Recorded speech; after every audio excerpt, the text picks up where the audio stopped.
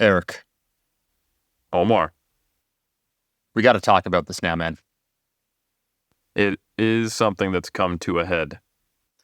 It has, and it's something, folks, we've had a lot of controversies in our culture, not due to our own fault, but due to naysayers, haters, and just general trolls online that we will not stand for that villainy. And something came up, however, that sometimes people assume that hate only affects the online sphere. But there was an event when myself and Eric met up in the UK at the historic The Sheffield competition, where we went afterwards to Solent University. And Eric, let me describe him, okay? Picture just something carved out of marble, a statuesque figure. Allegedly, he thought he was around. What did you think you were around at that time, Eric? Your body fat percentage at Sheffield. Like, realistically, what Eric knows about Eric, bodybuilding, your top shelf coach, what did you think you wore? Like a legitimate body fat percentage? Bro, legitimate. Yeah.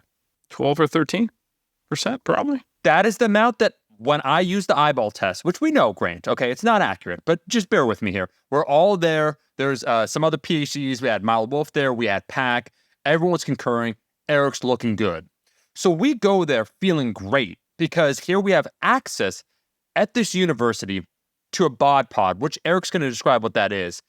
And Eric volunteers himself to test his body fat percentage to show like, hey, this is the scientific process. Like, we're going to do this. We're going to test it. We're going to find out what I am. We took a guess. Eric, just take it from there. What happened and what is this? It's the biggest controversy in our culture for 2023, for sure. For sure.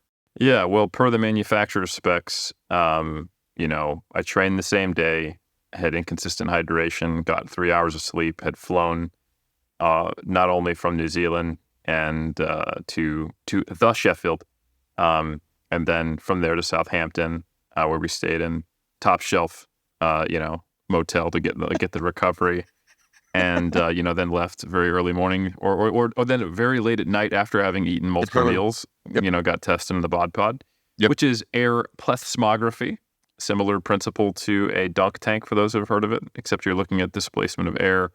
Grant's like, I could do a way better job. Why am I just sitting here listening to this sports scientist not talk about body comp? But I'm telling you, I did everything right. Trained the same day, minimal sleep, random hydration, ate multiple meals, and it spit out the gold standard, supposedly 17 point, was it 3 or 4%? It's one of those. Yeah, 17.3 or 4. Yeah. We're going to go with 4 just because I'm mad, And Eric, how did that make you feel first as a human and then just about science in general, capital S science? So, I'm a glass half full guy. So I was like, good news. I think I can actually cut to the 74 kilo class and still be at a healthy body fat percentage at 6 foot. This Right. whole idea of doing the 83s, why am I competing as, potentially going to get type 2 diabetes trying to be that heavy all the time for my body fat percentage? Right. So that's what I focused on. But I was also thinking, all right, no problem. As long as I compete in just like some of my later shows, I should be able to get in a decent condition, and I'll just switch to men's physique because I clearly don't have any muscle mass. So I was already pivoting. I had moved on as soon as I was told because I'm one foot in front of the other, face reality, face the music. And I also realized that science was pointless. And when I got home, I went into my office. Well, of course, I said hello to my wife. I said all that. And she said, oh, how you doing? I'm good. And I said, just give me 2 seconds. And I just went and burned my PhD. Yeah. But, but that was really it. I would say it was a relatively minor occurrence in the day. Yeah. It's just another Tuesday, Eric. And so catch us up to speed because we're extremely fortunate. We had the privilege of going to our guest, Dr. Grant Tinsley, to his facility, Texas Tech. I thought to myself, something must be wrong here. Who is right? Eric's ego that he's not 17.4% body fat. And sure, there's some of those variables that were at play. Or was the science correct? So we decided to do a mulligan. We both are avid golfers. And so I said, hey, you want to do a mulligan? And Eric's like, I don't know what that means. And I said, I don't know. It just sounds right. So we drove just a very breezy 6-hour drive that actually got shout out to our videographer / editor who's now listening to this as he edits it in real time. Brandon, our boy, under the weather because we were filming so much, but we had to make this excursion to West Texas, Grant, in order to redeem Eric Helms and to a far lesser extent, science. So we had a second chance, Eric. Take it from there. We did. So we went to the premier body composition in sports science facility in North America. Grant won't say it. We will say it.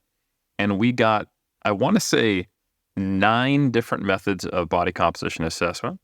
So just to make sure that I had at least one measurement that was good just by random chance that I can hang my hat on. So I had 256 channel bioelectrical spectroscopy, and then I had 5 different bioimpedance devices. 4 of them were commercial scales, or 3 of them were commercial scales of 3 different qualities. Top of the line from the best of the worst, and then something in the middle. A lab-based one. Also got a 3D scan. We did the BodPod again. We squared off. This time we followed different manufacturer requirements. I'm not sure if they were updated since March, but apparently you were supposed to not train within a certain amount of time, get a normal night's sleep, be on a consistent diet, and make sure that you were adequately hydrated the night before. So I don't know what happened in the last 6 months, maybe an update, but it was the exact opposite of what I did in Southampton, and I'm sure that had no impact on the results.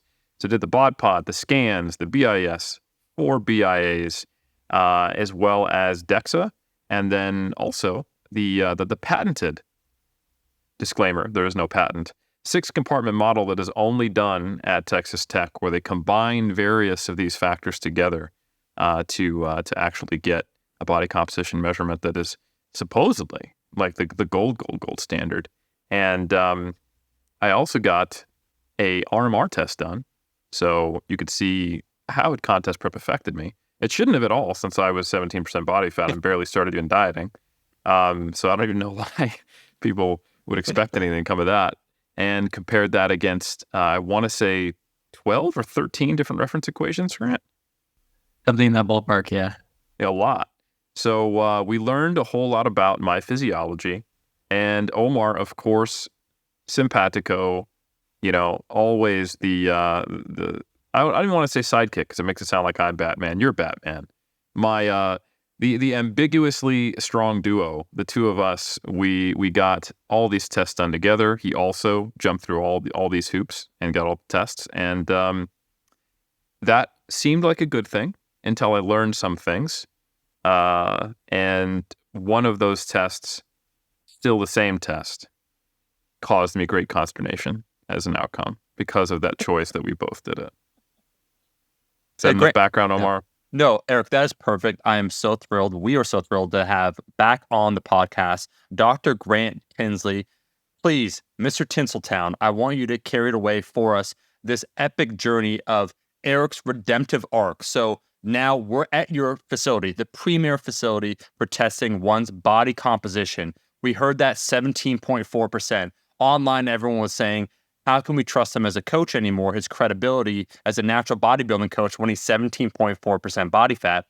We go to Texas 4 months Tech. of dieting. 4 months of hard dieting. Yeah. Grant, what were his results? What were my results? Just take it away, my friend.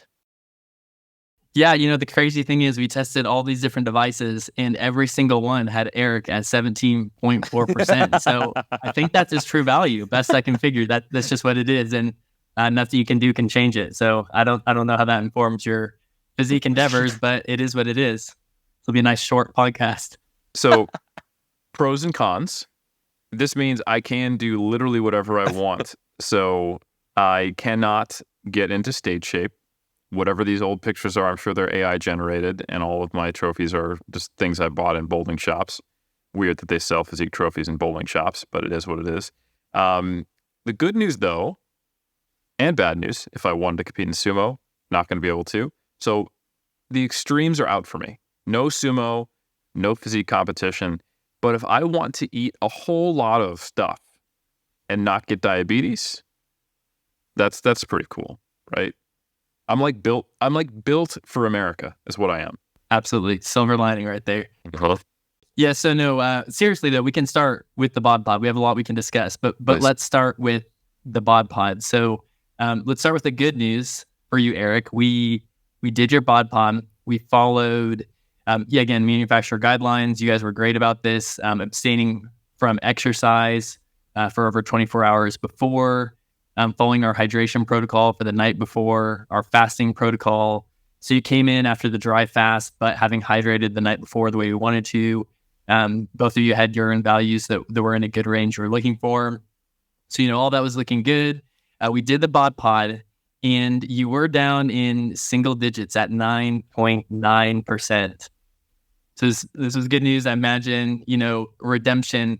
The wrinkle here is we tested Omar, who, you're lean Omar, you're strong, you've got it all. But you'd only been prepping 1 week, right? You've been following Eric's prepping diet for 1 week. To a T, though, Grant. To a T. To a T. So, I don't know. Maybe this says something about Eric's compliance with his prepping diet. I don't know. But after 1 week on this diet, Omar pulled a 9.2% on the BodPod. Interestingly, it was the one device for which Omar had a lower body fat percentage. But as you mentioned, since it's the gold standard, that's really probably the only one we have to look at here. So I don't know, Eric, if you feel like that's a partial redemption, complete redemption, or no redemption at all for you. So I was 9.9 or 9.8. I can't remember which. Yeah, it rounded to 9.9 on the report I'm looking at. So I barely snuck by with single digits, which, as I have always been, I am adequate to be acceptable to the fitness industry. And as you know, if you're going to be a fitness influencer, you can't be 10%. You got to be slightly less than that. So I'm still meeting the standard and no higher. So I was okay with that value. And then once Omar did it, I thought, man, what do I know about assigning diets to individuals when the diet that took me 4 months to get to this point took Omar 1 week to get to there and further. And so, I'm going to fast forward to the end a little bit. So I got home, I said, hey to my wife, it's a normal day. I'm looking at the other side of it. And I went ahead and just communicated with the rest of the 3DMJ crew and said, hey, I'm resigning and I'm going to sell my shares to you. And they were like, oh my God, this is terrible. And I said, no. I'm actually going to pay you to take my shares. So yes, you're buying me out, but I'm going to give you my money because I've clearly been hurting our business for the last decade plus. So, I stepped over my burned PhD from the last trip, which I left on the ground as a reminder that science is terrible. And then I looked at my vocation that I had been doing for, the better part of 20 years. Since I started as a personal trainer in 2005. I looked at, my certificate from, 2 different IPF worlds that I coached at, and burned those. And I just looked at all the pictures of everything that I'd done with 3DMJ, and it just reframed everything. It made me realize that 3DMJ has succeeded despite me. So I had a lot of faith in the people I work with and very little in myself. So anyway, that's just gives you a little hint of the mindset I was in after that moment. Yeah, no, great perspective. Do you want to continue with a discussion of the BodPod here before? Do you want the deeper look at the BodPod? Yeah. Let's actually go maybe slightly more serious and give some people some insights into why these disparities are going on. Like, actually, Grant, I want to ask you. You've tested across all the different devices in your whole academic career. Ballpark, how many people you've done body composition assessments of? I think it has to be over 1,000 by now. I thought it was a couple hundred. That's incredible. That's incredible. I think as someone who, I've done a fair amount of body comp, but it's all like I was ISAC certified for a while. I ran multiple studies and it's all like ultrasound based. I think I'm in not even the hundreds, but like 100-ish if I had to guess. So that's pretty dang impressive.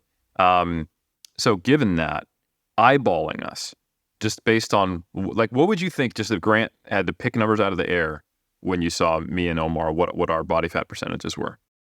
Yeah, I'm trying to remember. I know, Omar, I know I told you to your face. Did I say 14? You said 14 or 15. Because Grant, I remember from everyone doing body comp real assessments, I said 17 to you when we were discussing because I was like, all right, like, and I remember you said 14 or 15, yeah. And then for Eric, yeah. Yeah, and then Eric, I believe, I don't know if I said it to your face, but I think I was thinking around 10 or sub 10, like 9 to 10. But I remember the conversation more vividly with Omar. I think you were being assessed at that time. It might have been under the RMR hood or something, so we had some time to kill. Yeah, so continuing on with the Bod Pod here, there is a reason for the madness to give some actual true content here in our discussion.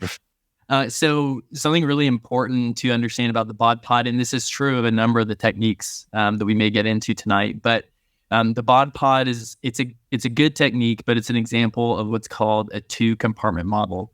So we have all of our body mass, and it's all split into two components. So fat mass or fat-free mass. Fat mass is just all the molecules of fat in your body, wherever they are. And fat-free mass is everything else. So it includes a bunch of different components. It includes water, protein, bone mineral, soft tissue mineral, which is minerals floating around in your body fluids, and glycogen as well. Those would be the main components of fat-free mass.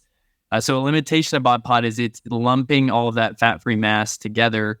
And the really critical part here is that it's assuming a certain density of fat-free mass. And that density is just based on the proportion of all those components I just listed. So it assumes for everyone, they have a similar proportion of each of these components. The neat thing about what we did in the lab is because of the combinations of techniques we did, we could actually calculate the real density of your fat-free mass. So when you got your BodPod results of 9.9% for Eric and 9.2% for Omar, that was assuming this fat-free mass density of 1.1 grams per milliliter. So if you guys had come out and your fat-free mass density was actually 1.1 grams per milliliter, the BodPod would have been spot on. The interesting thing is both of you had higher fat-free mass density than that.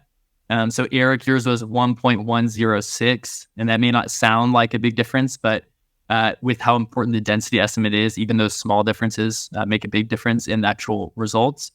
And then Omar's, yours was higher. Yours was 1.117. So really, this is the reason why we saw Omar leaner on this test. The test itself wasn't flawed per se, just the assumption it was using did not apply to you as individuals. So again, because of your very dense fat-free mass, it made your body overall look very dense, Omar, or it is really dense overall. And because of that, you pulled that very low value of 9.2%. Similarly, Erica, is true for you as well, because that 9.9 was just slightly lower than our six-compartment model had you at.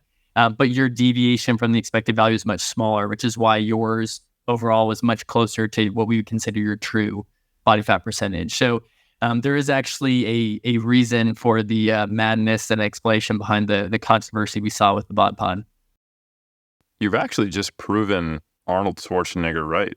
He said, if you want a dramatic physique, that changes when you flex, you need to do bodybuilding training. But if you want a dense physique that is always just looking hard and maybe even bony, as we're going to discuss when we get to DEXA, you want to train like a powerlifter. And that's why Franco looks like the way he does. So, again, this is more proof that I should have burned my PhD, which I definitely did, and I'm glad I did. It's still sitting right there, the ashes.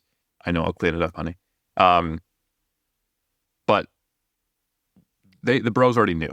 The bros knew my body fat percentage and Omar's body fat percentage in the 70s.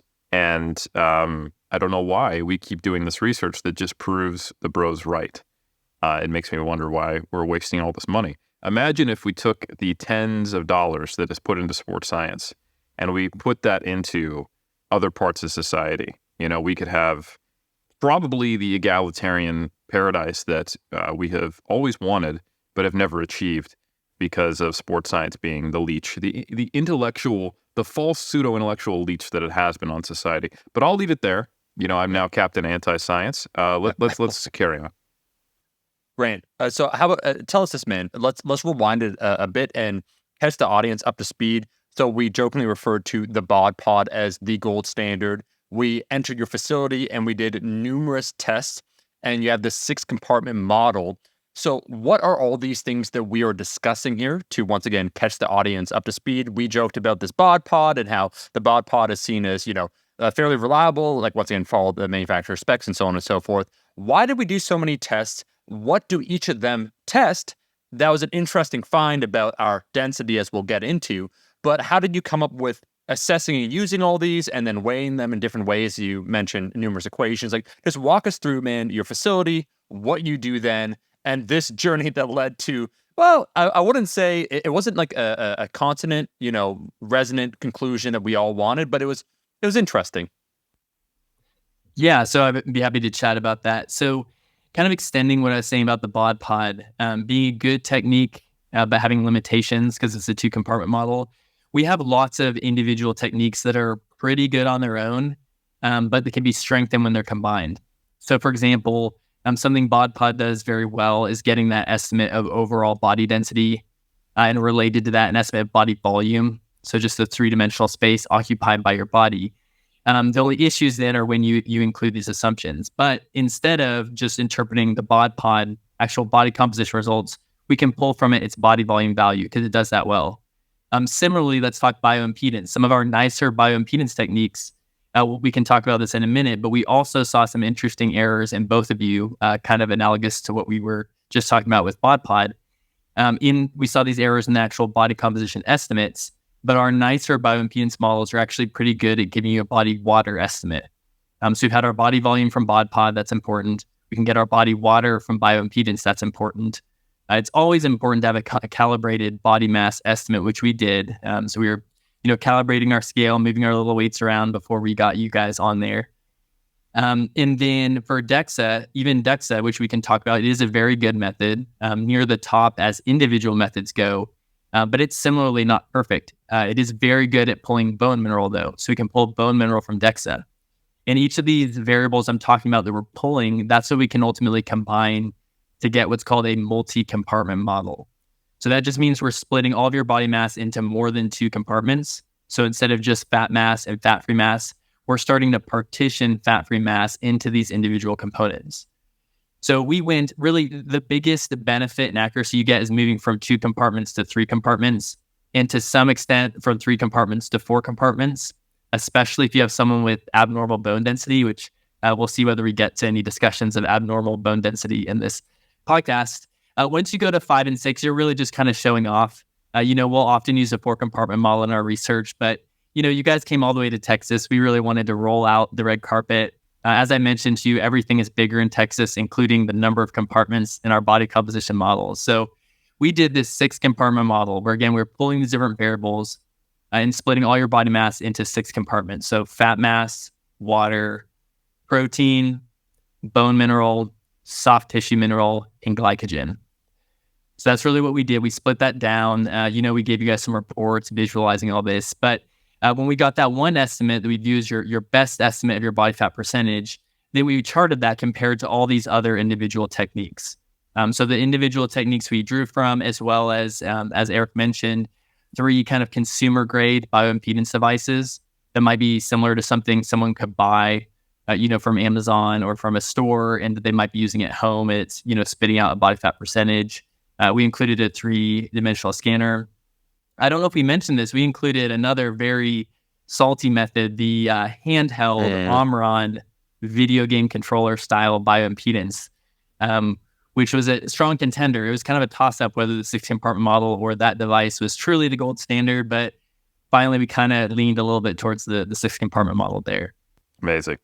So if I recall correctly, I had let's talk about some of the consumer grade stuff, because obviously that's most likely what people on this podcast are going to have access to.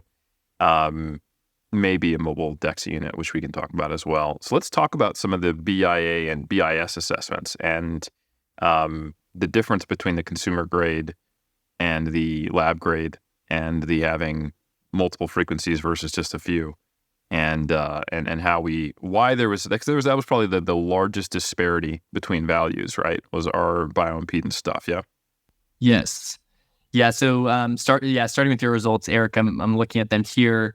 I know you hate the number 17%. It brings up some past challenges for you, but the highest body fat percentage value you pulled from any device was on a Tanita home body fat scale, and it did give you 17% even.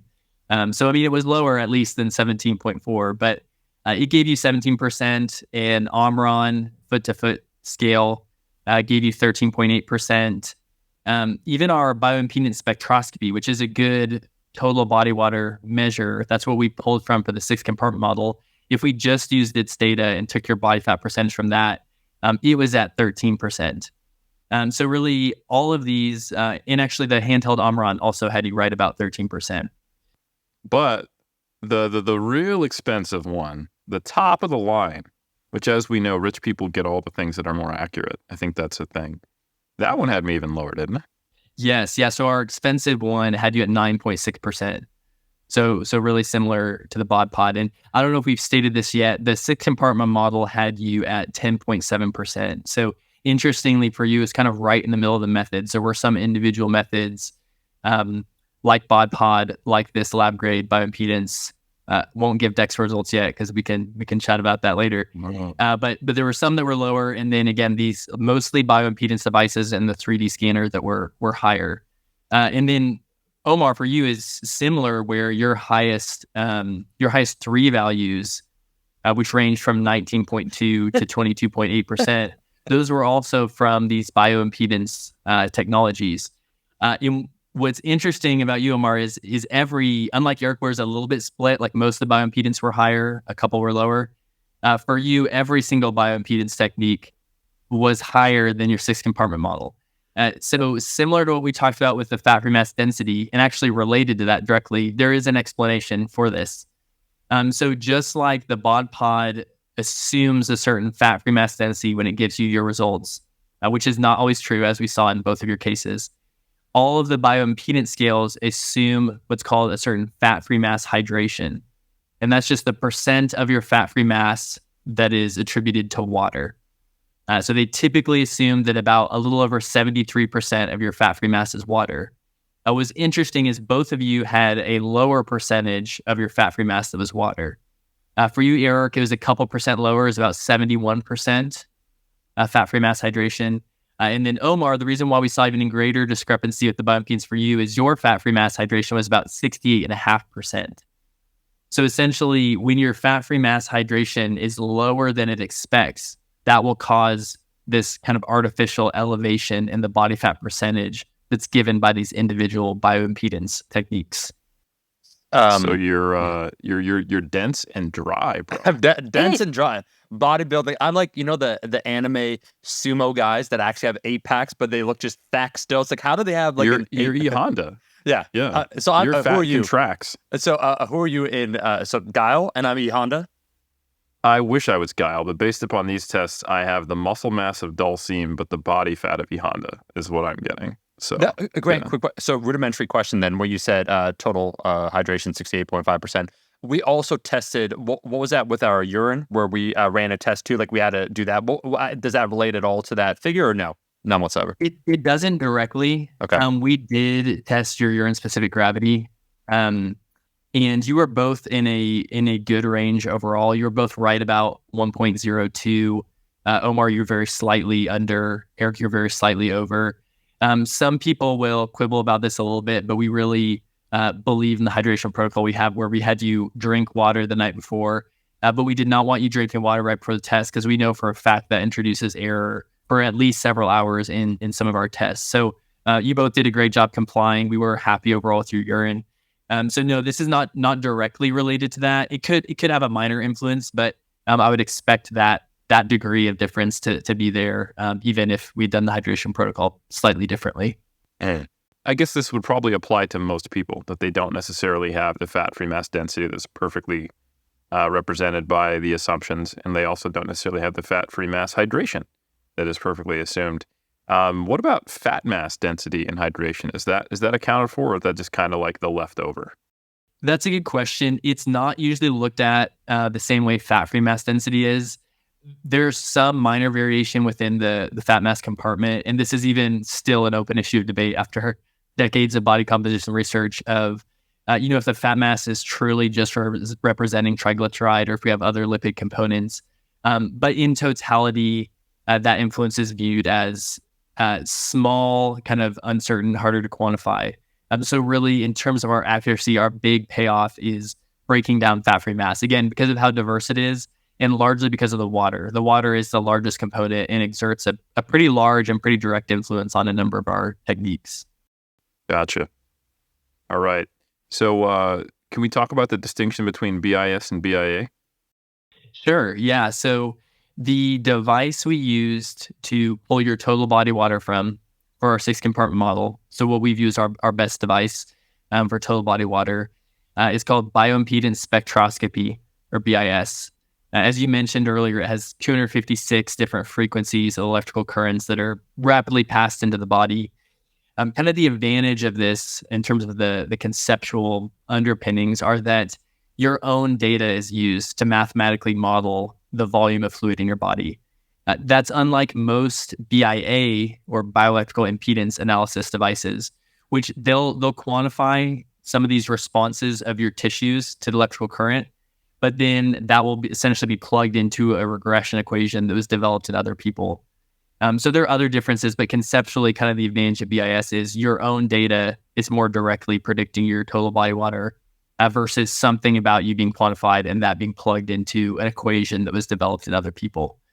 And I will give the caveat, if we had had a different time scale, the ideal method for total body water is dilution technique. So in that case, we would have, like, say, sampled some of your saliva, had you ingest some radio labeled water, and then obtained serial samples over the course of several additional hours, sent it off to a specialized laboratory, got it analyzed, and so on. So the BIS method is not perfect, but it is widely used and certainly much more accessible for getting fairly valid total body water estimates. I want to go on a brief tangent here on that because a really cool thing that is happening in the modern era of physique sports science is that we are doing more and more research on bodybuilders during their peaking process and quantifying hydration status and which compartments of the body are carrying more water, extracellular, intracellular, and trying to see how that matches up with body composition and visual changes is the only way we're really going to be able to kind of uncover some of these anecdotal approaches to peak week. And my question for you, Grant, is obviously BIA is probably not ideal because it's not using your own data. It's based upon these equations, and bodybuilders are going to have way different geometry than the reference equations. And it doesn't have enough frequencies to really differentiate between these different compartments, and it requires a certain level of hydration. BIS gets around some of that, but if you are not adequately hydrated for BIS, will its values also be skewed? Because the problem with physique science research is that people are actively manipulating their hydration status and doing things like training, pumping up, etc. So many of the things that are required for good standardization of methodology to improve the reliability and validity of what we're doing are the same variables that bodybuilders are manipulating. So could this dilution technique get you there, or is BIS, because it's using our own data, is that sufficient? What's your thoughts there? Yeah, that's a great question. There are a couple of things to unpack. One, I would say I used broad strokes in my characterization of BIA. It is a diverse technology. So there are multi-frequency BIA devices similar to the lab-grade one we used that, even though they're not using, say, 256 frequencies, they might use 15 or so, and they use the appropriate very low and very high frequencies that would allow you to get a good estimate of, say, intracellular and extracellular water. So first, I would say that I wouldn't totally, go over a position that BIA has no merit there. But regardless of whether it's BIA or BIS, I think that the best potential for using this technology in this context is to look at the raw bioelectrical parameters. So these are actually the values that are indicating how your tissue is responding to the electrical current. Those are typically what are plugged into equations or used in modeling to get the actual fluid volumes. But my thought, and there's been a little bit of research on this, it hasn't been fully fleshed out, but my thought is probably the most potential is not applying any of these equations where we have some of these assumptions related to overall hydration and geometry. If you're using just the raw bioelectrical responses, it won't be quite as interpretable. It might not be as easy of a conclusion as, your extracellular water decreased with this certain peak week strategy. But I think it might be closer to the actual truth of how bioimpedance could be used to understand tissue properties that might be relevant to some of these peak week strategies and the aesthetic goals of the individual. So there's a lot we could get into there, but that'd be kind of my big picture view on the topic. Gotcha. So we're talking about things like phase angle and specific data, and then we'd have to, thinking from a study design perspective, we'd have to relate it to skin fold circumferences and visual changes, and then figure out what predicted what, probably some type of multiple regression. Yeah. Yeah, there'd be a lot involved. We don't have to park on it long, but just in case people are wondering conceptually, like why do these different frequencies matter? The idea is that at a very high frequency, the currents can pass essentially through intracellular and extracellular fluids. However, at very low frequencies, they're not able to penetrate the cell membrane. So you essentially have these currents flowing through the extracellular compartment only. So that can be used to get like extracellular and intracellular water. But you can also look at specific actual just bioelectrical properties that are telling you kind of in a raw sense, those same things, like what traveled through the extracellular fluid, what traveled through all the fluid together. Gotcha. And then just to round this out before we get into the rest of the suite of things we did, dilution technique, what do you think about that for peak week? It's not strong. A strong point is not feasibility. So ideally, like if you were doing serial samples, you could really only do one of these a day. I would have to look back at if there are any concerns, even on consecutive days, just based on, kind of the elimination rates. But that would be the biggest issue here. Is serial assessments would not be very feasible.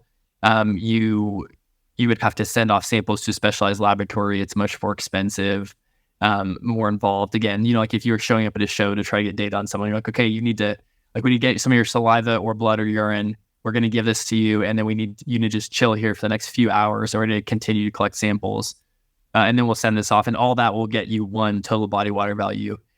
It's a challenge. So it is a, just at face value, I'd say a better total body water technique, but certainly limited in its application, particularly if in a sort of field setting like we're discussing now. Gotcha. So maybe if we did a type of like mock peaking protocol. Yeah, that would be a good application. All right, cool. Well, I appreciate that tangent. I'm sure at least some of our audience appreciate it as well. And if not, well, too bad. So moving on, is it time to talk DEXA? I think so. Grant, what's going on? So now we move from the holy grail or gold standard of BodPod. We realize that's hyperbole by the manufacturer, right? Eric, would you say that you feel personally, not because of the percentage it gave you, but just the general construct of what it attempts to do, its measurement, that it really is the gold standard? Is this what you feel about DEXA before we get into it? I think it's unequivocally the gold standard. Okay. And any claim to anything different than that, I would be surprised if someone didn't get sued by Hologic. So, okay. I'm sure Grant will agree, and if he doesn't, I'm sure it's a joke. So just remember that as you listen. Grant, take it away. No, absolutely. 100%. I do want to say for the listener, we're not being facetious about any of the numbers, by the way, so we're joking around. But the values that Grant has been giving during this podcast of our the Bod Pod, any of those were 100% the results. Everything else, like when we joke around, that's us joking. But to be clear, like those numbers, me being as an example on one of those home body fat scales, 22%, or Eric at 17%, and so on and so forth with the Bod Pod. So I just want to be clear about that. Yeah, no, absolutely. And similarly, the explanations. Yes, I am telling the truth to the best of my ability. This is correct. So, so talking to DEXA, complete coincidence. I'm sure Eric said DEXA was the gold standard before he was ever tested. I'm positive, but I'm not sure if that's even me. That's just the reality. Like that's the objective truth. Just universal truth. Absolutely. Yeah. But coincidentally, DEXA did give Eric his lowest body fat percentage of any of them by a strange coincidence at 8.3%. So 8.3%. There were 4 total techniques having you sub 10%, 6-compartment model just over 10%. But DEXA was down at 8.3%. And we did see a couple percent discrepancy. So your DEXA was at 8.3, 6-compartment model was a little over 10. So my best guess for the discrepancy between those is just related to the handling of total body water. So we're explicitly estimating that and including it in the 6-compartment model. In DEXA, it contributes to the lean mass estimate, but it's not directly accounted for in the same way. So you could make a legitimate argument, since we used BIS, the bioimpedance technique, for total body water. You could make a legitimate argument that you would prefer DEXA as a standalone method that doesn't have some of those assumptions. So I would not fault you if the 8.3% from DEXA is one you wanted to roll with. It's not the one I want to roll with. It's I objectively believe in that argument. I don't know what it is and what those assumptions are, but having not heard them, I'm sure they're right. So, yeah. Now, Grant, Yeah, go ahead. no, and please share my results and then explain to the audience what is this DEXA scan that we underwent and why now are we both going to turn it totally the X-rays, they're like gamma rays. We're both going to turn into Bruce Banner, the Hulk. Carry on. Absolutely, yeah. So your results were interesting, Omar, because your six-compartment model, your DEXA, were almost identical. So your six-compartment model had you at 13.7%. DEXA had you at 14.2%. So just a 0.5% difference. Those were settling really closely. Again, this is likely related to kind of some competing factors, differences that in your case evened out more closely, like say the lower total body water percentage, the higher bone mineral density. These things kind of in concert ended up with your two estimates being much closer. But yeah, DEXA, many in the fitness space may have heard of it. I heard like, oh, you have to get a DEXA scan. This is the gold standard, whatever. DEXA stands for dual energy X-ray absorptiometry. And essentially in terms of the procedure, as you guys know, we laid you down on this table and there was an X-ray source moving underneath you slowly. This took about, not too slowly, it took about 7 minutes. And then there's an arm above you that's kind of in sync with the X-ray source underneath. And it will just quantify the X-rays after they've traveled through your body. So essentially, based on how much these different X-rays are attenuated, kind of reduced, slowed down as they travel through your body, it can provide a couple different estimates. One is there bone in this pixel I'm looking at on an image versus not bone? And then if there's not bone in the pixels, it's saying, okay, what is the proportion of lean tissue and fat tissue here? So ultimately, we'll get an estimate of lean soft tissue, which is essentially all of fat-free mass except that the bone subtracted. We'll get the bone estimate, and then we'll get fat mass. And from that, we can get your body fat percentage. Nice. So let's talk about Omar's screen name for those who are watching this instead of just listening. Yeah, sometimes he logs in as Omar Isuf. Sometimes he logs in as Iron Culture. Today, he logged in as Big Bone Boy. I'm not sure big is the right terminology if it isn't neutron star dense bone boy. Let's talk about the superhero that is the opposite of Mr. Glass. That's the Bruce Willis unbreakable boy sitting here, knowing that if a meteor hit him, the meteor would probably break. Especially if it hit his head. Yes, that is correct. So we can get into. So yeah, we talked about earlier how Omar had very dense fat-free mass. There's a reason for this. I've actually given one already. You had lower than assumed water.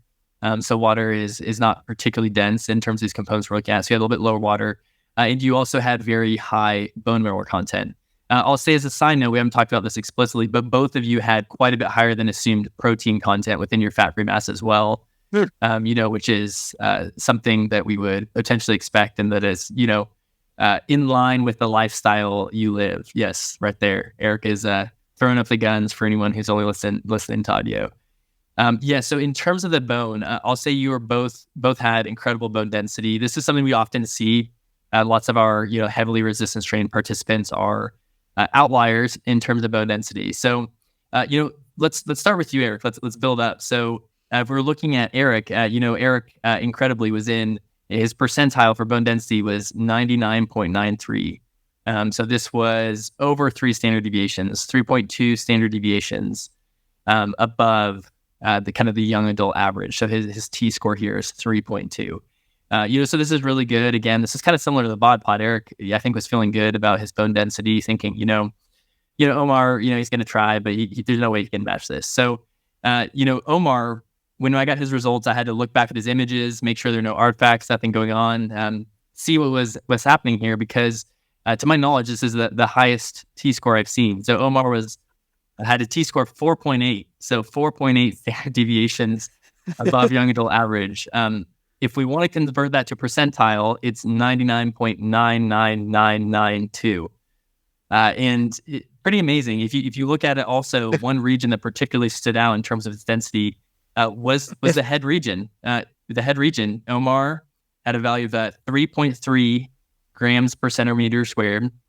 Eric was down at 2.4 grams per centimeter squared. So fairly large discrepancy there. That wasn't the only region. Omar was actually denser in every single region, but the head was one that stood out in particular. Grant, so I'm called now the big bone boy. I've been referred to by those that know this now as the missing link, much like with Nikola Tesla when the government confiscated all of his possessions. Once he passed away, the FBI, I'm Canadian, was banging on my door trying to figure out what the hell's going on.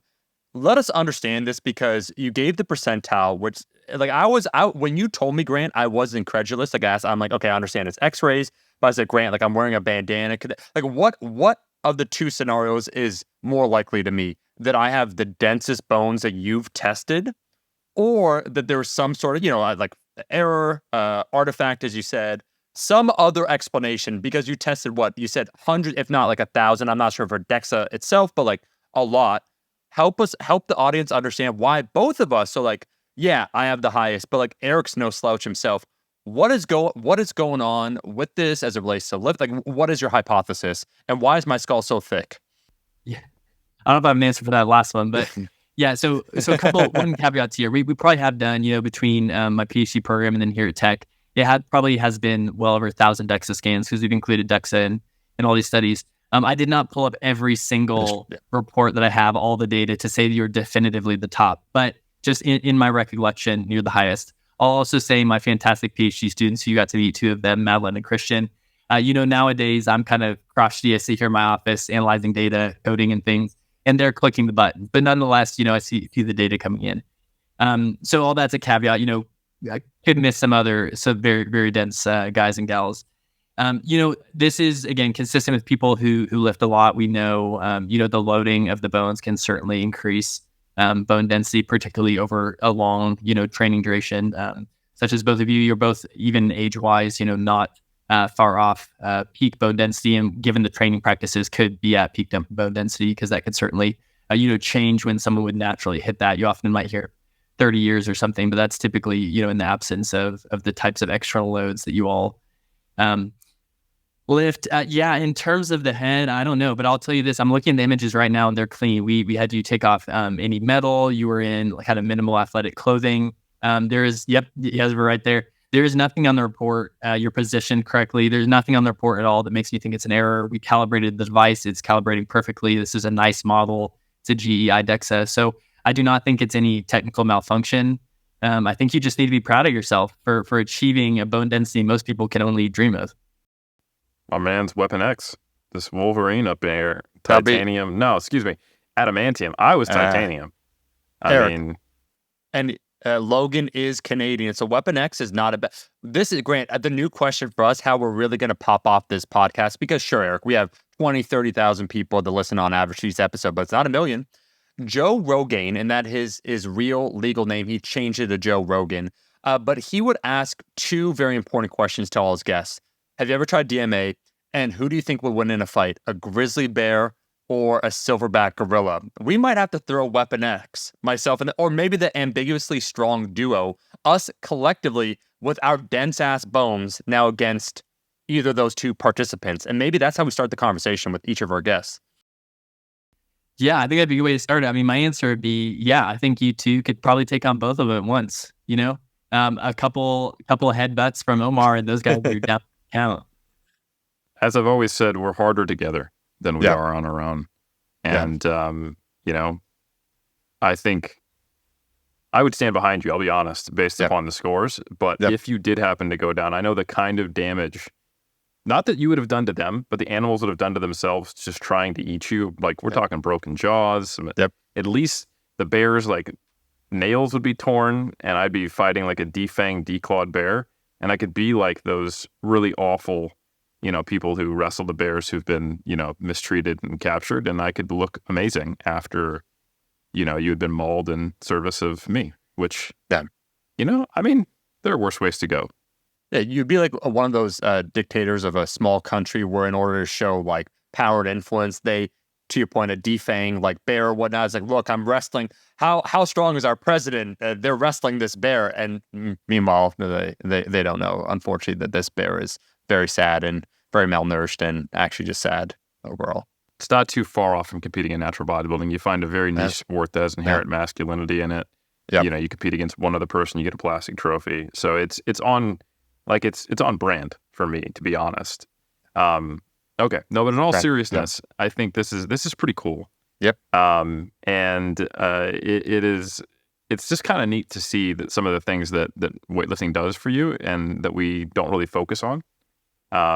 And it does make me wonder, because Omar has been training exclusively more out of his training career for strength, while I've always been kind of a blended hybrid. It makes you wonder, like, how would I compare to someone who's been a pure bodybuilder, Anyway, it's just neat. I would love to see more data. I mean, you had fantastic bone density, but I wonder as well with, the cycles of prep you do, these periods of very low energy availability, if that in any way attenuates anything. Obviously, you're in a fantastic range, very healthy, so on. But if you're trying to, really go head to head with Omar, curious what impact that has over the years. Yeah, probably inducing the male equivalent of the female athlete triad is not the best way to compete in a bone density competition. So yeah, absolutely. That's a very good point.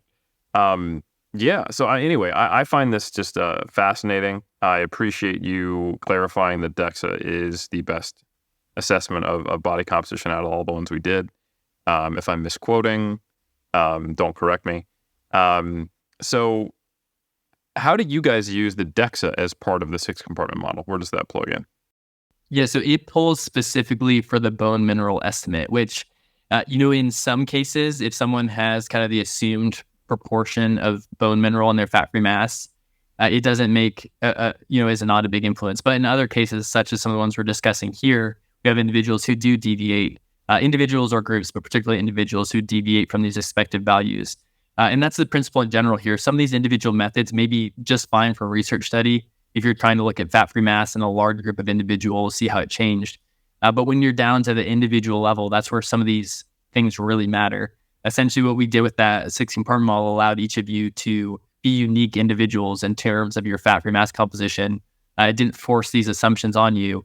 If you had looked at, say you came in, you did all the fasting, all the procedures we asked you, and we did BodPod, which again is a good method, you'd have a result that would be confusing. Omar, you obviously look fantastic, but Eric was 8 weeks out from multiple, national bodybuilding shows, but would have pulled a value where you're like, hey, I'm, leaner than you. And it would have been confusing. So that's one thing I'd say. The methods, there's an explanation for it. If you can look deep enough, that's kind of what we're doing here. There's an explanation if you follow the right procedures for why we have these differences. They're all based on different assumptions. So you really have to take everything with a grain of salt if you're an individual with one method, because you don't know if you're the person that has all the exact assumed values and this value is totally legit for you, or if you're an Eric and Omar where you have these different fat-free mass properties that makes some measure too low and some measure too high. Nice. So Grant, earlier you were being semi-facetious, but maybe there's a little element of truth to it about you were saying there could be an argument made for why someone might prefer DEXA to the 6-compartment. Let's step away from joking and pandering to me briefly, because that is most of what we do on this podcast. What's your actual take? Are you pretty confident the 6-compartment model is a more accurate assessment of body composition, or does that require some assumptions, or is that influenced by some things that you think need to be in place that maybe were or weren't based upon some of the things we talked about? What's your take there? I think that overall, a multi-compartment model, including a 6-compartment model, is better if you standardize the way we did. However, typically our preferred way of reporting this would be to also look at some variables that were taken from DEXA exclusively. So we did do one of those for you all, and that's the skeletal muscle mass estimate. Because what we've been talking about is in the realm of just fat mass, fat-free mass, even if we're looking at all these components of fat-free mass. But DEXA is a very good technique for getting a skeletal muscle mass estimate if you take all the lean soft tissue in the appendages specifically and plug that into validated equations based on MRI. So we did provide that for you all. If we were doing a research study, for example, and monitoring body composition changes, we would typically use a multi-compartment model like the 6-compartment model to track our whole body changes in, say, fat-free mass, taking all these different components into account, fat-free mass, and because of that body fat percentage. But we pair that with something ideally like a skeletal muscle mass estimate from DEXA, and potentially even something like some ultrasound measures of muscle thickness at certain sites. So really every method, including the 6-compartment model, has some limitations. If I was playing the critic for our 6-compartment model, there'd be a couple of things. One is because we're pulling all these individual components, each one has a little bit of error. So early on in the development of multi-compartment models, there was this question about whether the propagation of error, or the fact that you have errors in each of these individual components, whether that outweighed the improvement in accuracy you got. And generally, the consensus after quite a bit of research on this is that the improvement in accuracy outweighs this little bit of propagation of error. So in general, I feel okay on that front. Again, the one caveat, the bioimpedance spectroscopy is a good technique. It has been validated against these dilution techniques, specifically for the context of this conversation, in resistance-trained males. So it does do well, but like anything, the error at the individual level is higher than the group level. So even though group level is very good, we don't know for sure for the two of you if you were one of those people where your BIS total body water estimate was, a liter off or a liter and a half off. So because of that, if you were playing the critic, you could say, even though DEXA is not perfect, it doesn't have some of those assumptions. There's pretty good data on DEXA not being as influenced by things like altered hydration, prior exercise, and so on, even though you all did a good job adhering to those protocols. But all that to say, someone could make the argument to say, it's cleaner to just look at DEXA because of a potential question with like the dilution versus total body water. So I'd look at these holistically and I'd say, if we were eyeballing you, we're looking at all the results and we're like, okay, 10.7 on the 6C, maybe it'd be like slightly higher than we expected. That could be related to maybe, the total body water value we got for you with BIS and how that would have compared to dilution, and say that's actual truth. So for me, I'd be comfortable interpreting that as a range, saying like, okay, your DEXA was 8.3, your 6-compartment model was 10.7. I feel fairly confident you're in that 8.3 to 10.7 range. In other cases like Omar, his were so similar that that was less of a concern. Maybe, that the whole issue we're just describing just really didn't flesh out, or there were other variations in fat-free mass properties, for example, that caused them to be very similar. So for Omar, then I'd be like, very confident that we're looking at something around 14%. So that would be, again, kind of playing devil's advocate or being critical of the 6-compartment model, why someone could make a case for DEXA just because of some of the fewer, I don't know if I'd say assumptions necessarily, but just fewer individual techniques that each have their own little idiosyncrasies. Gotcha. I appreciate that explanation. Awesome. Omar, is there anything else you wanted to cover on the body composition stuff before we moved on to RMR? It's great. Actually, a few, because I do find this fascinating. The first question would be, Grant, for yourself, man, when you take a look at this 6-compartment model, and then you look at, once again, like DEXA and the individuals, would it come down to who's being tested with how much confidence you can say the various methods will yield in terms of predicting the body fat percentage? Meaning that you have, so the 6-compartment, for myself, it was a little bit closer, so you feel the range of possibilities of what I would be a little bit more narrow. Whereas with someone like Eric, where like on the DEXA, it came, I'd say a decent amount lower. What would it be? 2.4% lower than the 6-compartment. What statement can you make when you come up now with all these calculations and you evaluate a person in terms of saying with confidence, yeah, I feel you're within X range? Like, how do you determine that? Is it on an individual level then, based upon the results? So if we're noticing trends such as myself, where it's like, all right, it's kind of like some of these things are falling within a more narrow band. Maybe you're here, BodPod, we could explain that with me being more dense. So that makes sense. How do you go about then when you have someone evaluated and you're now, explaining or communicating some of these results? What do you say to them? What's kind of that range or the margin of errors? How do you explain that then? Yeah, it's a great question. So I'll start by saying that you all have the red carpet treatment. We don't do this for all our participants. We don't, the filming, the discussion, the graphics, all that. I'm saying we're going a little deeper into this than we do with individual participants. So how we would typically use this, some would be in a research study. So big picture concept, we're validating a new method and we're using our multi-compartment model. We know there could be little errors one way or the other in individuals, but overall for a group, we're very confident, it's our best method. And we're developing a very a technique in its infancy, say like 3D scanning from a mobile phone or something like that. So yeah, we don't, even if we present these at the group level, we don't usually get down to the granularity of each individual person having this discussion. Sometimes we might look at, say, correlations again in the whole sample of certain fat-free mass properties and discrepancies between other techniques, and like, does this help explain it? That type of conversation. Remind me the first part of your question. I got rolling there. And so basically, how confident are you within these various tests of telling someone, okay, we got a number. I feel within a certain band of confidence that you are, X body fat. And as someone coming down to the individual, as there's less variance, so let's say my DEXA and then my six-compartment, it's a lot closer. You're like, I feel like 90% confident. How do you then communicate that to someone, or how would you relay that information? Yeah, great question. There are a few components we would take into account here. One, say we were only using one method, like someone came in, they got a DEXA, maybe they came in and got a DEXA again.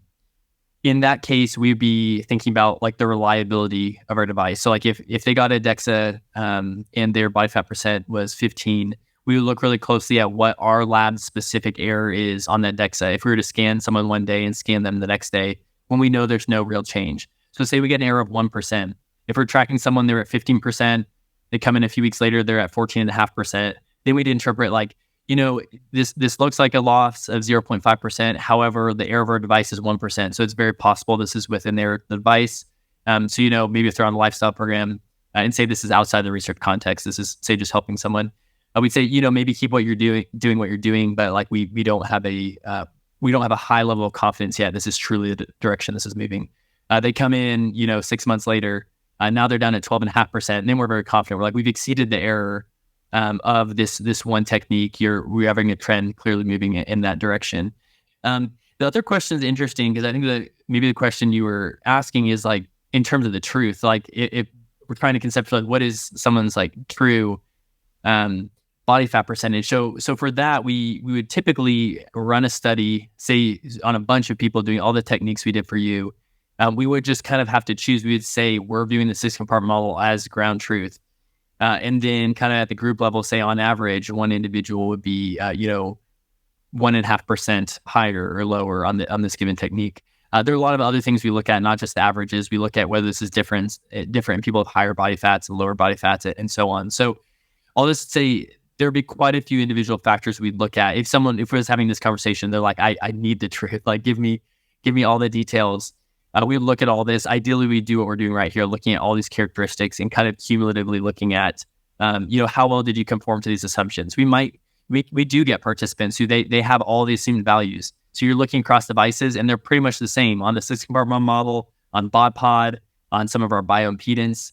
It's just really consistent. You all are a lot more interesting to discuss because you did have some of this variability that we can explain why we're seeing such discrepancies of, for you, Omar, 9.2% on a BodPod and up at 20% in a few bioimpedance techniques. And it's because you have these contrasting properties. And I mean, they're kind of related properties, but each of the techniques is just looking at like one aspect of this. And that's why you get the error. So I know that's a long way of saying it's kind of, for this discussion, when I'm saying this, it is more like, okay, I have a lot of respect for our 6C. And then DEXA is a kind of another one where it's not quite as susceptible to some of these issues we're talking about with BodPod and bioimpedance. So when I see both of those lining up, then for you, I'm like, yeah, pretty confident we're right at 14%. Eric's is where it's more like, okay, now I'm viewing it kind of as a range. There's a little discrepancy, but I'm still saying probably between 8 and 10 between these, what we view as kind of two best methods, looking at things in a different way. No, fantastic. All to say for this question, I am planning on coming back a year from now to get tested again, if you would have me. And I will burn, and Grant, I will burn my YouTube channel, which is actually, because it's digital, how does one do that? If I do not make an improvement, I'm going to declare this now online during this episode. If my muscle mass does not improve year to year, we're deleting the channel, we're finding a new vocation. And then I want to know for Eric then, if you had to say, he's like, all right, redemption arc, why is he still 17.4% body fat? What would you say to the man right now? You're staring him right in the eyes. He needs to know, am I 12 weeks out, or am I based upon the numbers? Am I 12 months out? Yeah, 12 months out. So this is the one joke question, and I have two more serious ones. What do you think? You gave a range, but if you had to come up with like which one you're trending more towards on that day when Eric was there looking like a Greek sculpture, what do you think he was? I know you could say like 8.3 to 10.7, but what is your percentage for Eric? And again, this is like this isn't, no one's reputation's on the line.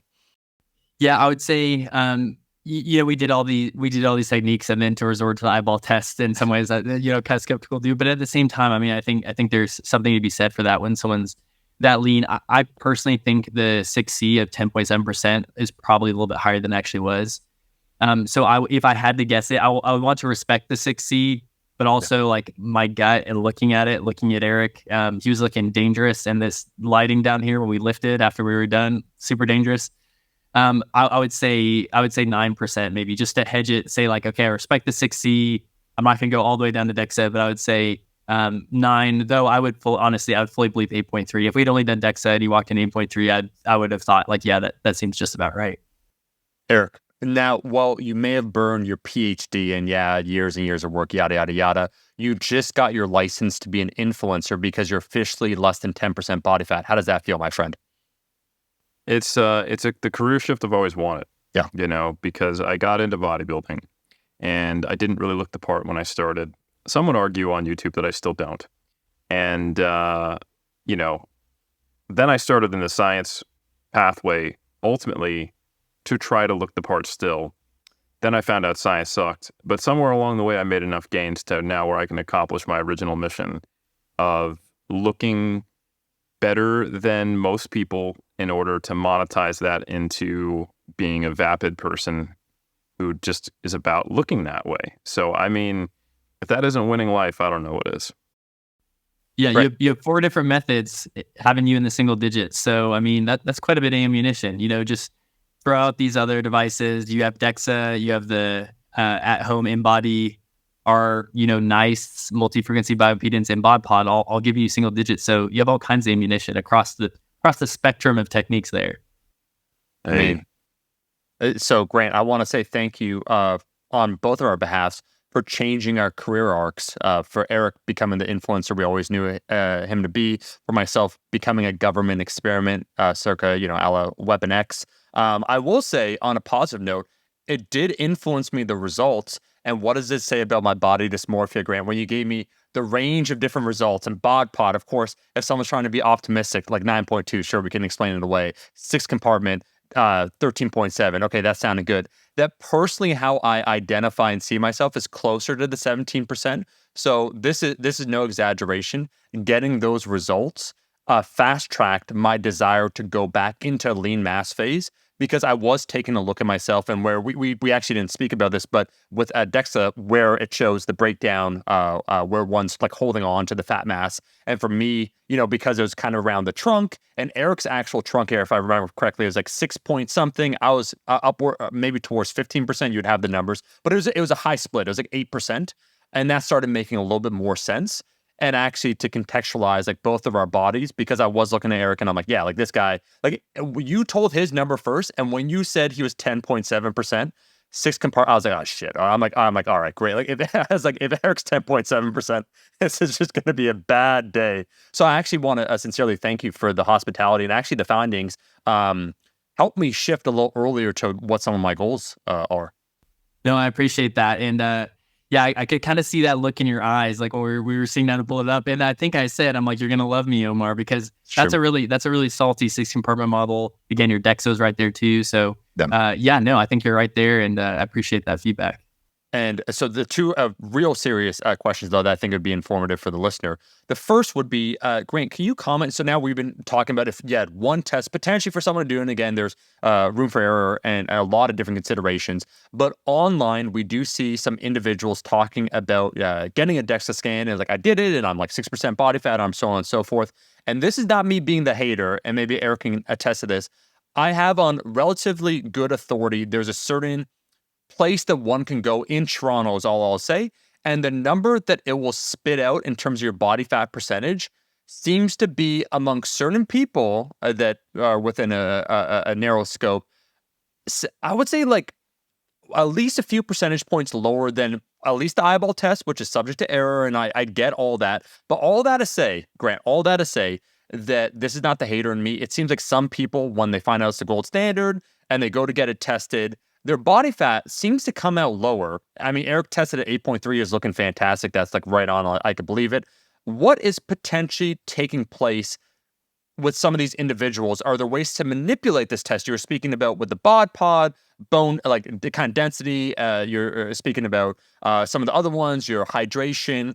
What are some of the factors then if one wanted to potentially either manipulate this, or we see some results that maybe just with the pure eyeball test, which again, we're not saying that's accurate, something seems a little off. Could that be the case? Could there be a case of DEXA manipulation?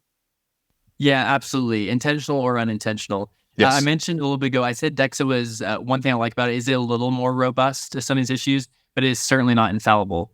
BodPod can certainly be affected by this a lot. We have this nice anecdote, from your previous BodPod, Eric, there. Bioimpedance, there's some good recognition of this, that, there are sometimes in bodies or a nice bioimpedance device in a supplement store, or someone has their at-home scale, and they'll see these wild fluctuations, especially if they're doing this random times of day.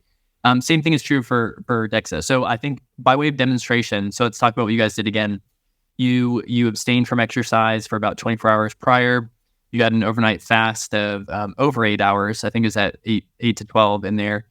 You ingested water as we asked you to the evening before to help hydrate your tissues, but did not ingest water the morning of, because we know that water be floating around causing issues for a number of devices, which we'll talk about DEXA momentarily. So you did all this. Eric got 8.3. We talked about doing this, but we ran out of time because we were doing so much. But let's say after that morning, so you guys finished all the testing. We did the metabolism test, which I'm sure we'll talk about. All these things, you're now able to eat. Getting your smoothies, getting you eating whatever, doing whatever. We had a great training session later. We could have walked back in there. You've been ingesting a lot of fluid. Let's say you'd retained more fluid than you had excreted through urine and sweat. Let's say you also had GI contents from like mixed meals, a lot of water content in there. You have protein content in there as well, of course, carbohydrate, fat, and so on. Much of this, particularly the fluid, would appear as lean mass on DEXA.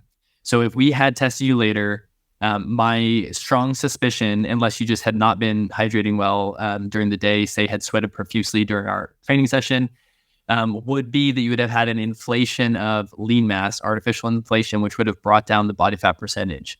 There are a number of studies on this. We've done some in my lab. Some of the simplest early ones were kind of just scanning someone, having them drink a bunch of water. They get back on, they get scanned again, and that water essentially appears as lean mass. So that's one of the reasons why we employed all these standardization measures. So people could be doing this unknowingly.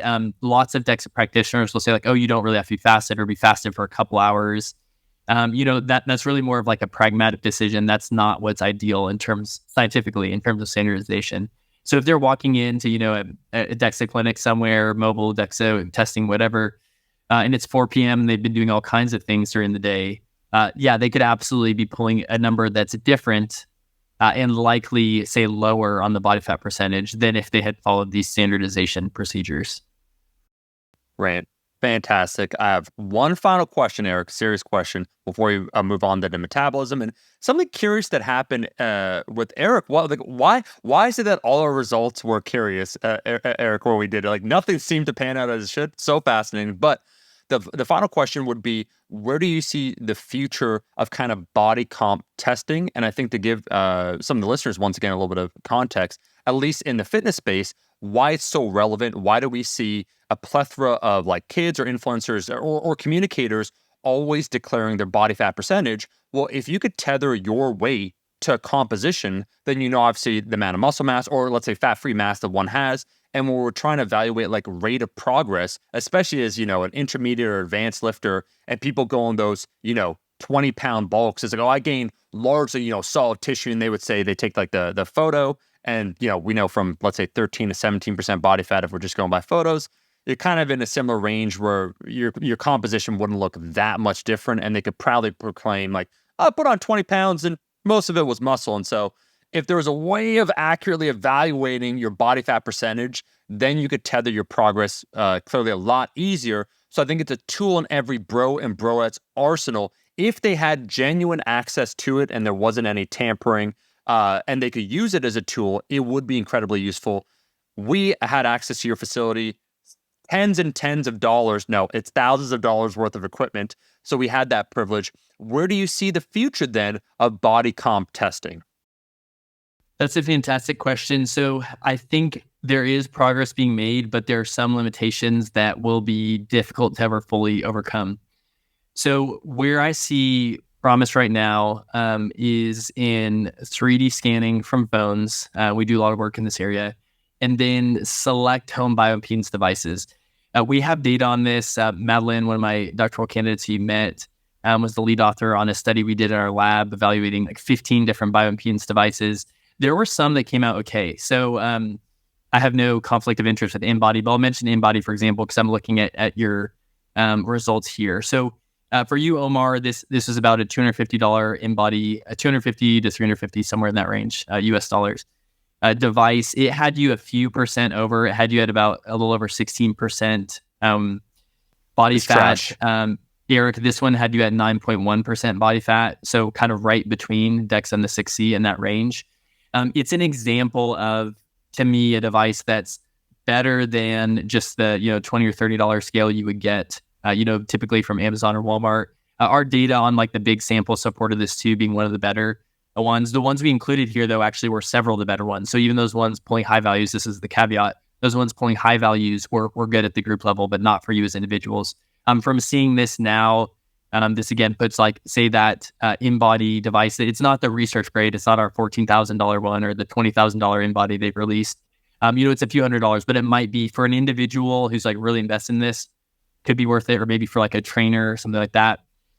It's one point to consider. The 3D scanning will always be limited. So let me back up. Sorry, bioimpedance will always be limited by the fact that it is subject to all this biological variability. Even with the procedures we did with you all, everything really has to be tight like that on the physical activity, the hydration, the food. Any of that will affect it. Similarly, if the scale is built in like those are, that's one of the main reasons we did not have you ingest water. Because we've done studies where we bring people in, follow the whole protocol. We do their InBody on the nice research grade InBody. We have them drink a couple bottles of water and monitor them over a couple hours. And all of it is detected as fat mass because the scale can easily detect all this water they ingested. But the bioimpedance currents cannot yet detect the fluid. It's not, say, fully assimilated. So the example where you're getting really clear error, even from something as simple as drinking water. So point being, there's give me this limitation of bioimpedance, even though it's pretty accessible, it's so sensitive that you have to be really rigorous on the standardization, and you need a pretty decent model. Again, I'll say that models like that InBody one, I think, might fill that gap of being a little more valid than the cheapest ones, but still affordable. 3D scanning, on the other hand, has some great things. It's much less susceptible to these biological influences. Now, if you went pumped up, if you lifted like right before it, that would cause a decent amount of error. But in terms of like the fluids and all that, it's not quite as susceptible. Its limitation is that it doesn't detect anything internal to your body. So it's not an X-ray. It's purely the shape of your body. So different circumferences and volumes. However, our modeling from the circumferences and volumes is getting better. We've published in collaboration with some other great researchers, published some equations looking actually at skeletal muscle mass, for example, from these bone-based 3D scanners. So I'd say it's not there yet, but I have hope that there will be some at-home technologies that will be a little more useful than methods people might have. Now, is this actually better than looking at your raw skin folds with a trained assessor? Not currently, and maybe not ever, I'm not sure. Personally, I'll use the 3D scanner and just look at the raw circumferences. They're very reliable for those, so I'll track some key circumferences. I know if I'm gaining body fat, I will absolutely see on my waist circumference first. Similarly, if I'm losing fat, I will see it there relatively quickly. It seems to be a very responsive site for me. So for example, I'll just use the circumferences. I'll ignore the body fat percentage equation, but use these key circumferences. I just know it's being measured very reliably, kind of down to the pixel on this avatar, rather than asking my wife or someone to pull out the flexible tape measure and do this. So a few tangents there. I think there's promise, but for quite a while, and maybe forever, we definitely need to interpret these at-home technologies with a couple grains of salt and try to form this collective picture with what your physique looks like, maybe what your circumferences are, skin folds, and so on. I think there is some good way to do that. People would just need to try to not fixate on the individual, say, body fat percentages being spit out by some of these methods. Right, fantastic. Eric, you heard it here first. The BodPod is the adamantium standard, not the gold standard. I understand now we did something else, Eric, related to our metabolism. Someone was prepping longer than a week. Yeah, I did the hardest week of prep anyone's ever seen. I ate what Eric was eating. We trained similarly, all those sorts of things. But you're prepping for a show, Eric, or several shows Yep. actually. And what happened? Like, just give a little bit of a background here. Yeah, so we did RMR testing, which is one component of total daily energy expenditure. And Grant, I'll let him describe exactly what that is. And we do have a robust amount of data on the fact that total daily energy expenditure, as well as BMR or RMR, very similar metrics. One's just a little more basal than rested, if you will, inherent in the name. Those do adapt in response to losses of fat mass and also continued energy deficits. There's both an acute reduction that happens when you're in an energy deficit, which maybe we picked up on you, most likely, Omar, since you were dieting, and that because I had already lost, I can't remember what my body weight was at that point, 83, 84 kilos on a day, somewhere in there, 82, I don't remember, but because I'd already lost 13 or 14 kilos, most of that hopefully being body fat, at least 0.4% of it, according to the highest measurement versus my last test. Yeah, we probably would have anticipated exactly what we found, which was a lower than estimated RMR across every single equation. Yeah, so we did have you at 82, a little over 82 kilos, 82.4, I believe. But yeah, you're exactly right. So the method we used to actually measure your resting metabolism is called indirect calorimetry. It looked like we were sending you into outer space. We made you lay down on a table, resting for a solid 30 minutes. You guys came in rested, but you rested supine for 30 additional minutes. And we put kind of the astronaut helmet over you, tucked in this flexible cape all around you. So no air was escaping except through a tube connected to the helmet. There was, of course, a port pulling fresh air in so you didn't suffocate. But essentially for the duration of this test, we were collecting expired air. We'd previously calibrated this device against a canister of gas with kind of known quantities of oxygen and carbon dioxide. But we're, essentially looking at your oxygen consumption and carbon dioxide production at rest. And then throughout the test, we were monitoring the variation in your kind of minute-to-minute values to ensure we got to a steady state where we're confident this was your steady resting metabolism. So for you, Eric, it came out to, if we extrapolated this out to 24 hours, came out to 1,723 kcals per day. In addition to that, we used 15 different RMR prediction equations using a variety of inputs. Some of these were based on body mass.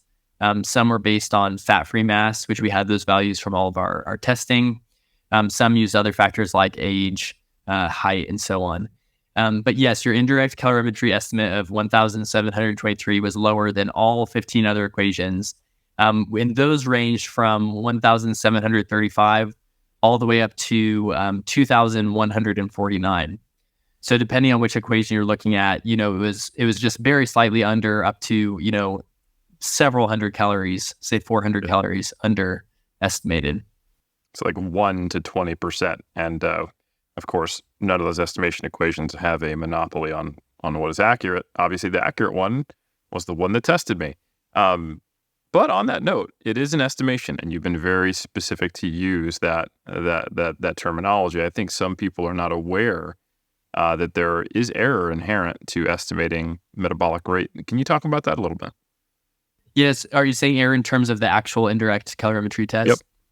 Yeah. So just like anything, similar to our conversation earlier about body composition testing, and say you're monitoring someone's body composition over time and trying to find out at what point they've had a change large enough that you're sure this is a real change and not just the error of the device.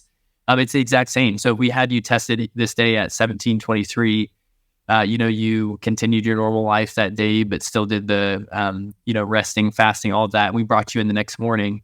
I can say with 99.999 with Omar's percentile for bone density, so 99.99999%, that we would not get the exact same value the next day.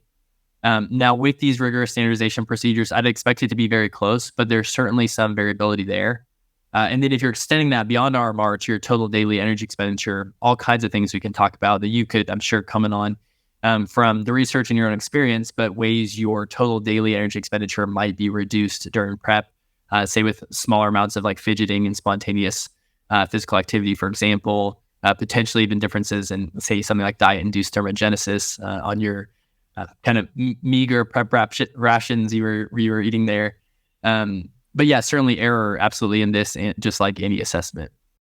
Do you know off the top of your head approximately how much error you guys have, like your own lab's reliability metrics on your RMR?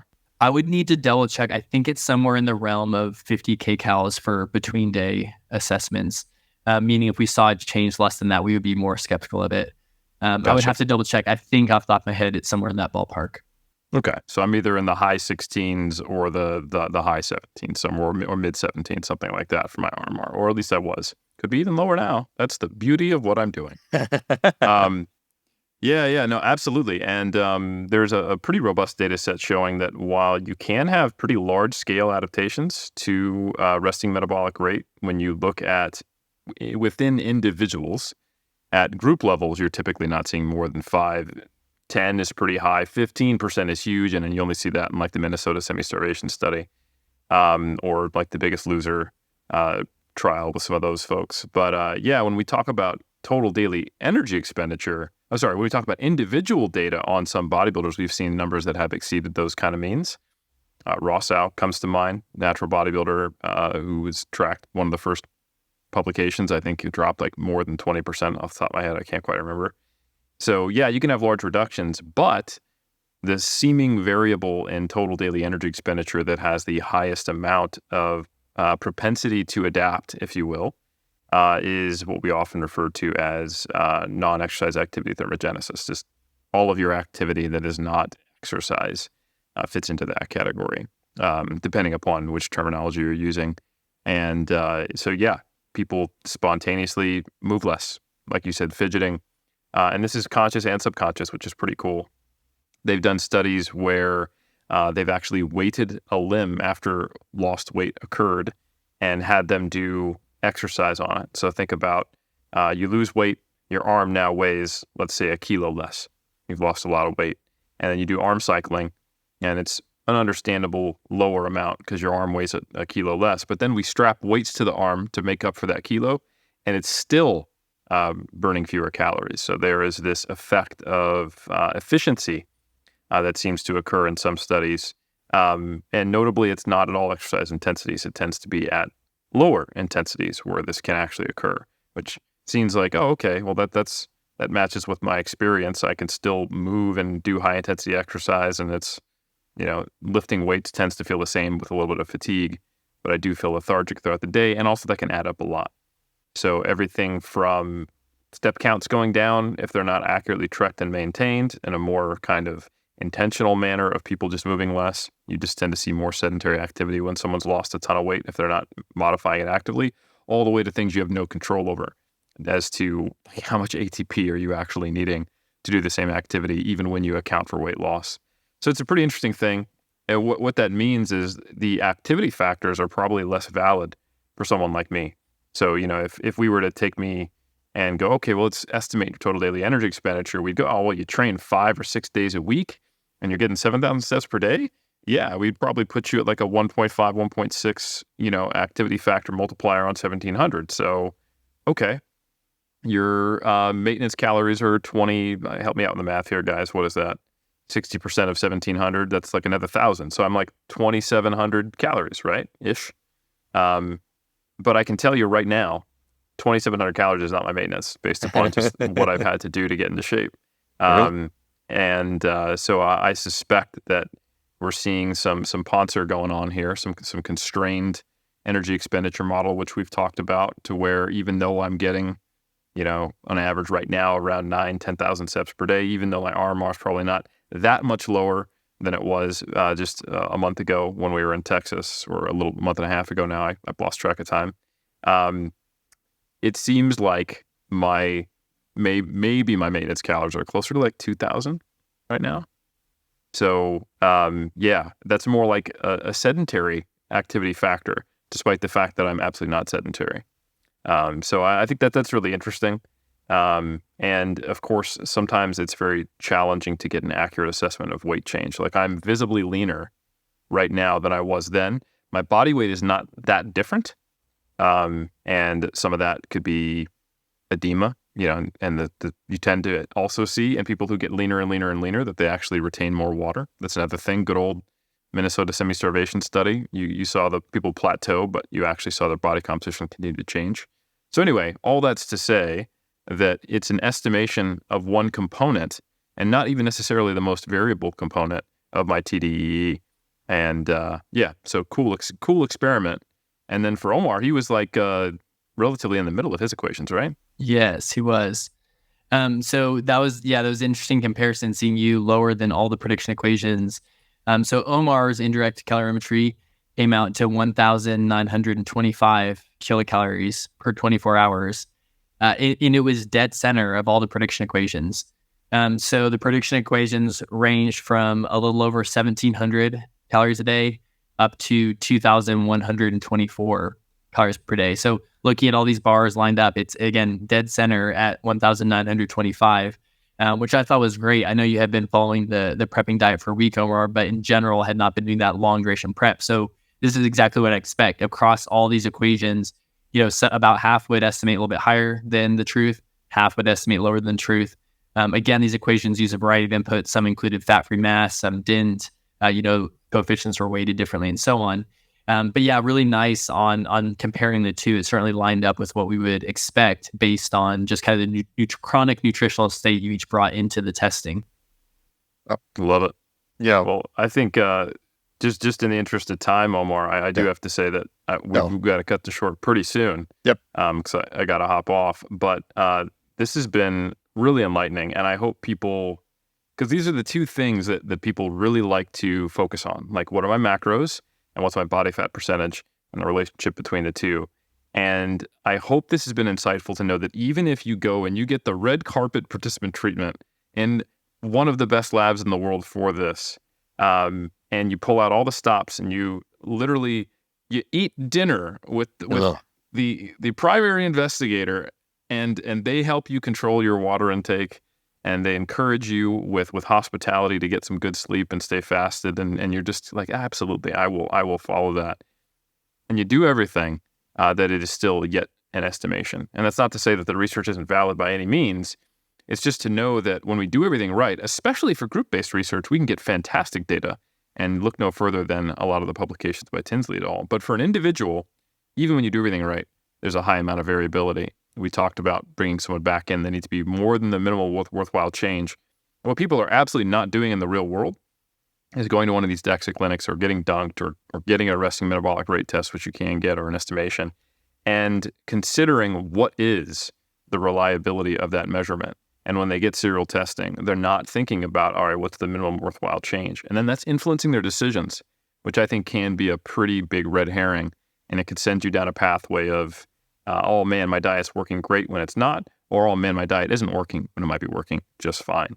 So that would be kind of my take homes. Is there anything else you gentlemen want to add?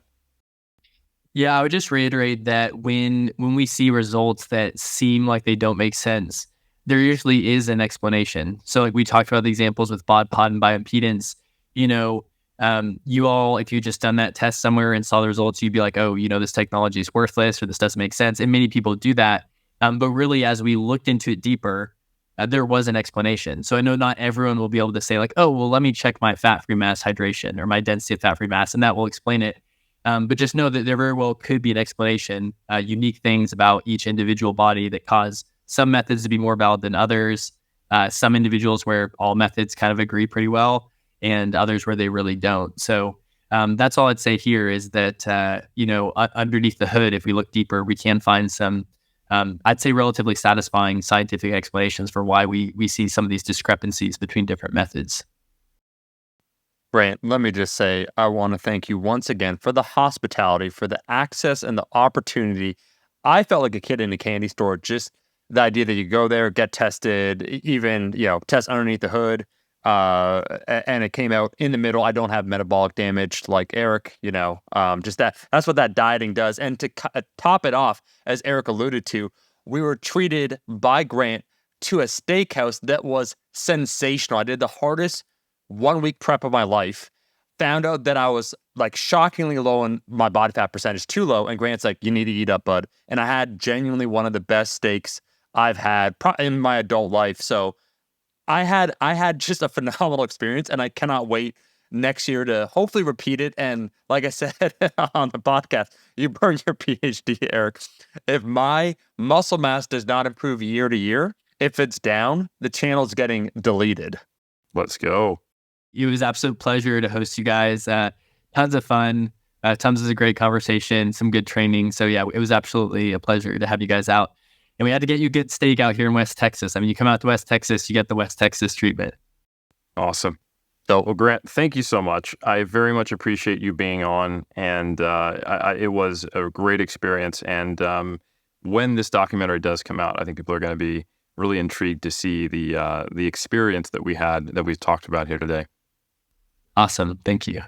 Genuinely appreciate all the work that you do. This has been another episode of Iron Culture. The links to Dr. Grant Tinsley are linked in the description. Thank you to Kai for that. Speaking of Iron Culture, you could go ahead and leave a rating and review. Typically, people will leave 5 percentage points. That's 5 stars because we're just that shredded around here. We're back every single insert date here from now until the end of time. We'll catch you in that next episode, the Bod Pod.